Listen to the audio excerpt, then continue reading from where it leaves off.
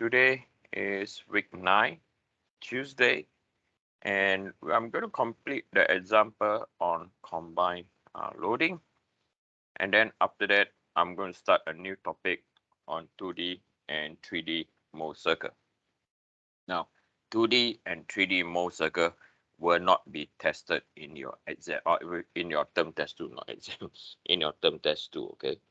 So I will not test you anything on 2D, 3D Mohr circle at all.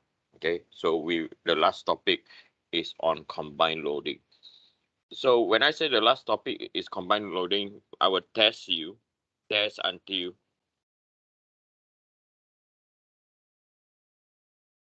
the construction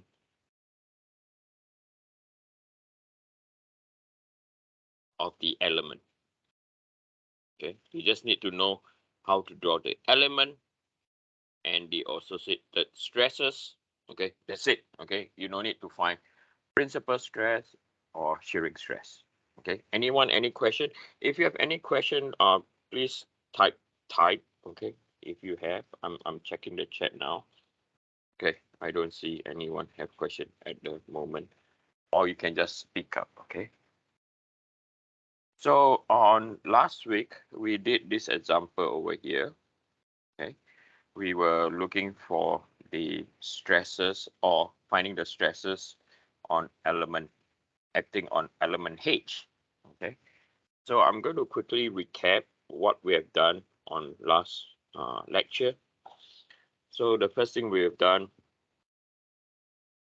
is we found the moment acting in the Z direction, right? We found our shear force. We also found our moment acting in the X direction. And also we have discovered that this structure is going through a torque. Okay, there's a torque of 750 Newton meter torque. Now, what makes this question so unique is the shear. I'll write over here. Okay, so what makes this question so unique is there are. I'll write this example. Continue.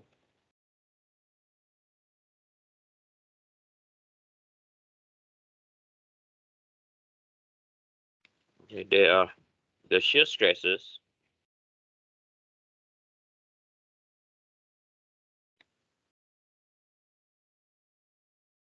are induced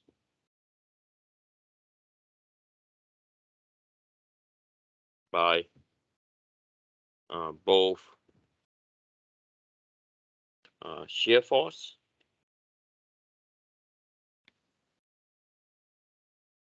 and the applied torque.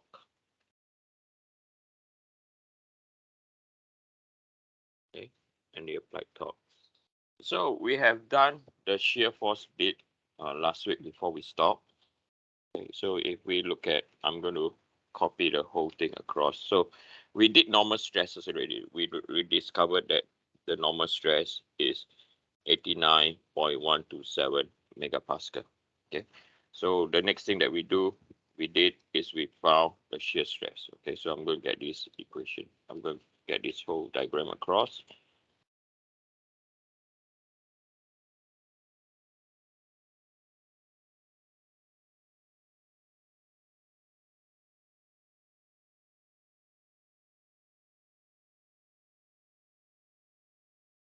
Okay, so this is due to the shear force of 5,000 Newton, okay, acting in the Z direction. So this is where the shear force is applied. And we know that the first moment of area, okay, AZ bar, and how to get this formula over here, why is it these values? So A is the cross-sectional, half a cross-sectional area, right? So we did this, I just want you to recall, we copied this figure over here.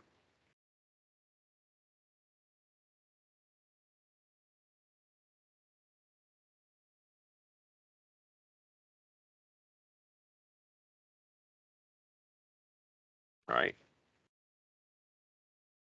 So I want to focus on the first moment of area because I realized last week probably I went through very quickly. Okay, so I'm going to focus on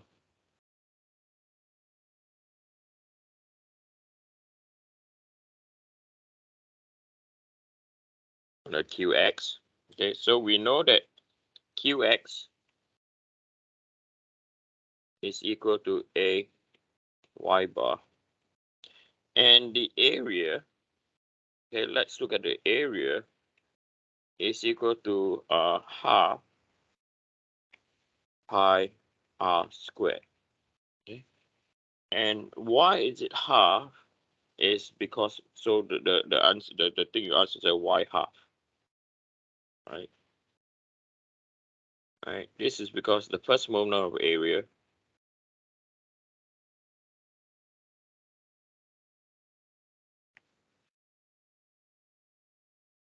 cannot cross over the centroid. Okay, that's how we do our analysis on solid section. Okay, not longitudinal shear. Okay, on solid section, and then the y bar is given over here. Okay, for third 4r over 3 pi. Okay, so if we apply the entire formula, qx is equal to, if I write up the whole formula as half pi r squared, then we multiply by 4 over 3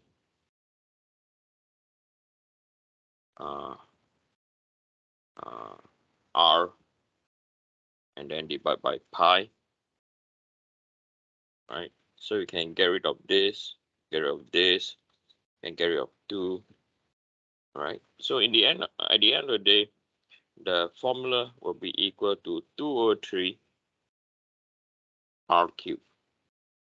Yeah, 2 over 3 r cubed.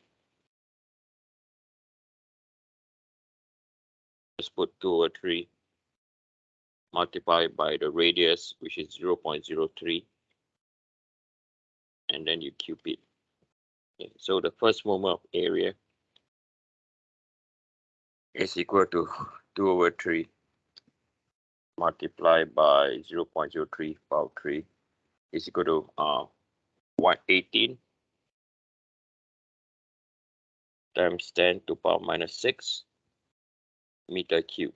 Okay, so this is exactly like what we discovered last week. Okay, last week we just used the full equation. Okay, we did not do this step over here, right? It will simplify the calculation a lot. Then from there we calculate our shear force, shear stress acting, or shear stress due to the shear force. Okay, so let me now draw how the shear flow is moving, which I've done it last lecture. So now we are going to view. Let me get this image across.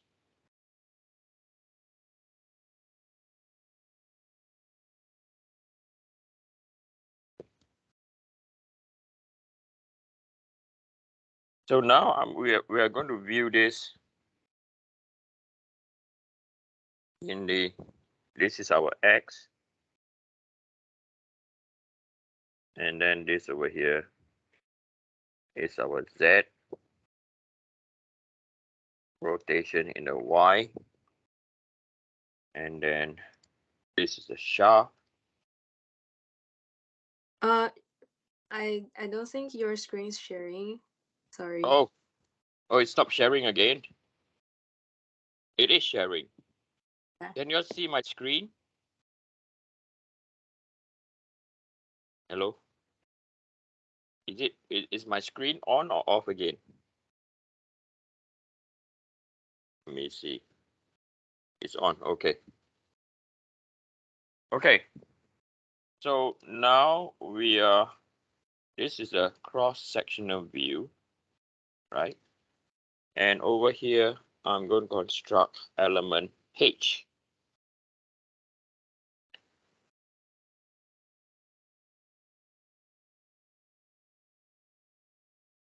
Okay, and then we're going to construct our neutral axis. Okay, so this is our neutral axis. This is our plan view.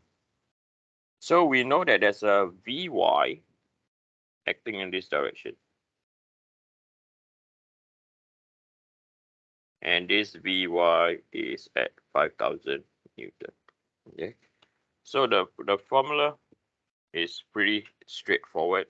So the shear, right? So shear, the intersecting plane is Y, and the direction is Z. So it's equal to sorry, this is Vz, not Vy. I do apologize. So we have Vz over Ixx Qx divided by T. So as I said last week, I realized that I was rushing a lot. So the thickness we are talking about now is this thickness over here, which is the diameter of the shaft. Okay, so this is our thickness now. Okay, so this is our thickness, which is twice the radius or equal to the diameter. So from here, we have 5,000 multiplied by 18 times 10 to the power minus 6. And we also found our second moment of area, which I'm not going to do it over here. I'm just going to take the value 636.173. 636.173. And then the thickness, because the radius is 0.03, right? To do the diameter is twice. So this is basically the diameter, okay, for the thickness. So this is equal to 5,000 multiplied by 18 power minus 6, 636.173 power minus 60 power by 0.06. So it's equal to 2.358. Okay. Times 10 to the power 3. No, times 10 to the power 6, 1. 5,000 times by 18 power minus 60 divided by 636.173 power minus 60 divided by 0.03 divided by 2. Hold on, did I get a unit wrong? 18 times 10 to the power 6, 6. To the power 9. I do apologize. So it is 636.173. When I calculated, the value was way too small to call it a stress. 18 power minus 6 divided by 636.173 power minus 9 divided by 0.03 divided by 2. Now it's better. It's 2.358 times 10 to the power 6 Pascal. Now, what is more critical is how the shear flow is going to move. Okay, so the shear flow is going to move in this direction. So because Vx is in that direction, the shear flow at element H is going to be in this direction over here. And then I'm going to draw one more over on the left hand side. Okay, and on the left hand side, I'm going to explain to you why later on. Okay, on the left hand side, I'm going to put another element over here known as element K. And some of you like, why is he putting it? Bear with me, okay? So this is how the shear flow will be passing on element H, okay, the Q, and on element K. Okay. Okay. We are going to leave this at it is now, and then we are going to look at the torque. Okay. So I'm going to get this diagram.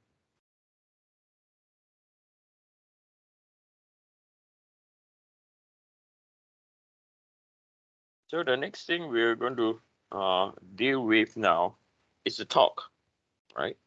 So again, I will have our x. This will be the z.